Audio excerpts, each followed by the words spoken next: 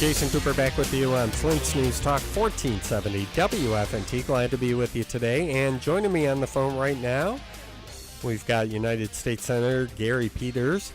Senator Peters, thanks for taking the time to speak with us today. Welcome back to the program. Well, it's great to be with you once again. Hopefully all is well with you. Yeah, well, hopefully you're staying warm out there. Well, yeah, it's a challenge. It's a challenge, but it makes spring that much sweeter. That's right. Hey, before we get to your listening tour and your stop in Flint later today, a couple of quick other questions. In fact, we had your Michigan colleague on earlier this week, Senator Stabenow, and Right. wanted to get your thoughts on ISIS. Another horrific video released earlier this week in which a mass beheading of the Egyptian Christians was shown. Majority of Americans now in support of the use of force against ISIS. The president has asked for a little bit lesser authority than what he currently has in waging war against them. You're a former reservist yourself. Where are you on this issue? Do you support the president's call for military action against them, and maybe your thoughts about possibly boots on the ground there? Well, certainly we have to take the threat from ISIS very seriously. I serve on the Senate Homeland Security Committee, and I'm very concerned about their activities. As you mentioned, their barbaric acts that we've seen videos of, and the types of activities that they are engaged in are horrific criminal acts that need to be stopped, and we need to be concerned about any other terrorist activities outside of the Middle East and potentially even in the homeland. So we need to build a world coalition against them. As you know, their attacks have not just been confined to the Middle East, but other parts in Europe, and certainly I fully support the airstrikes that we've been conducting against ISIS positions and need to continue to do that with some of our coalition partners. And we also have to fully support some of the Sunni governments in the area that do have troops on the ground. I know the Iraqi military is standing up and is more mission capable than they had been in the past, and we'll start striking back against those positions with American air power supporting them. You brought up sitting on the Homeland Security Committee. Where are we on funding for that? For funding for additional funding has been provided. Okay. Not only for those operations, but also to train Syrian fighters. The one area that's more difficult to push back is in Syria, where we need to actually train freedom fighters. That's in the process right now. There is funding for that. The president's request for funding has been granted, and that is going on as we speak. And funding for the Department of Homeland Security, has that been resolved? Oh, I'm sorry. With the Homeland Security, no, that has not yet been resolved. That will be coming up at the end of the week. We need to fund it. I support just a straight funding bill, which keeps the Homeland Security Department functioning, especially at a time with these threats overseas. So we have to have that funding. Unfortunately, we've got Republicans that have put all sorts of riders on this bill that deal with immigration reform and other issues not directly related to the Homeland Security funding. And that's what we can't be attaching riders to this bill. We just need to pass a straight-up clean bill, and I'm hoping that gets resolved when we get back to Washington on Monday. We have to do it by Friday.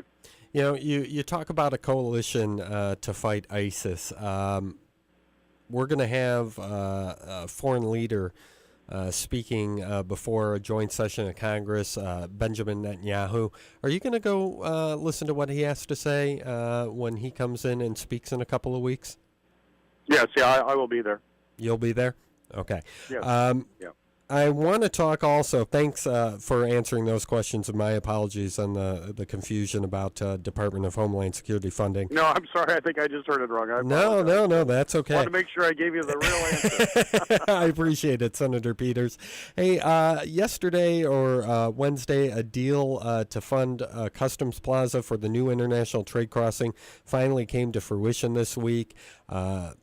I had asked Senator Stabenow about it on Tuesday, and then a day later a deal happens. But you and Governor Snyder came out there and talked about the agreement that is finally able to make that project move forward, funding for the Customs Plaza. If you could tell our listeners a little bit about, what ended up happening there for that deal to come to fruition.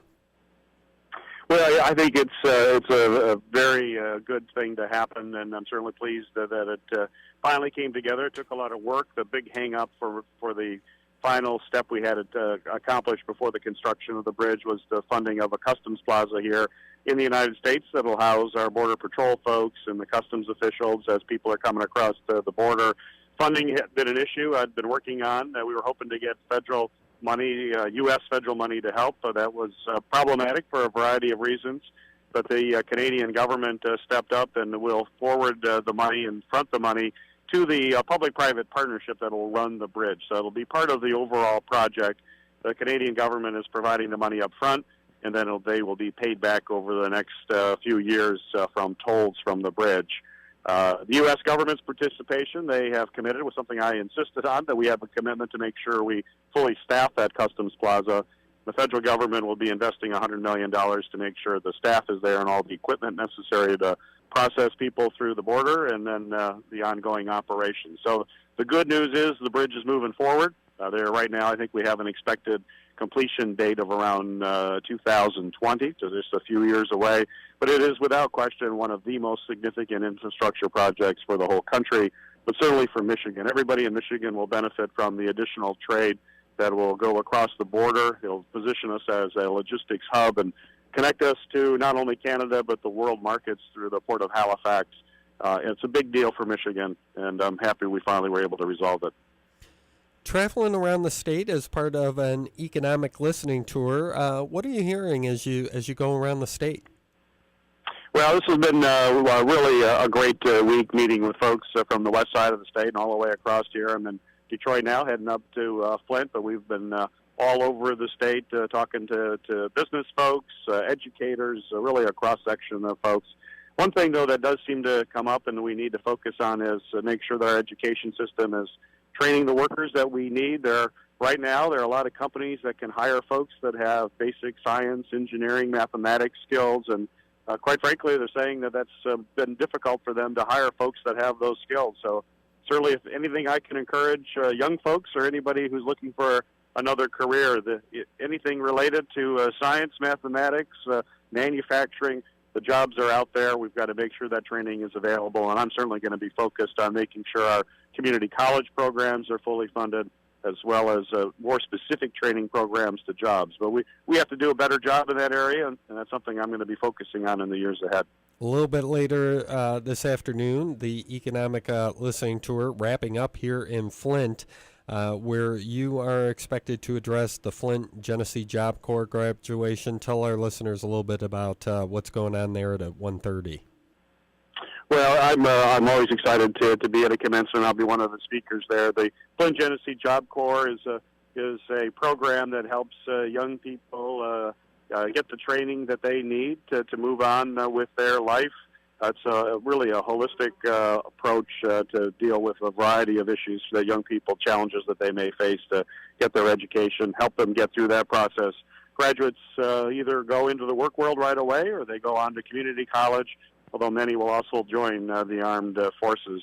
But it's a wonderful program that helps youth who have some unique challenges overcome those so that they can get their piece of the American dream. So I'm looking forward to congratulating them and sending them off on their way. We expect big things from all of them. And then later I will also meet with the Flint and Genesee Chamber of Commerce, some of the leaders there and some business folks from the area talking about some of the challenges and opportunity in Genesee County and Flint and how we can be helpful.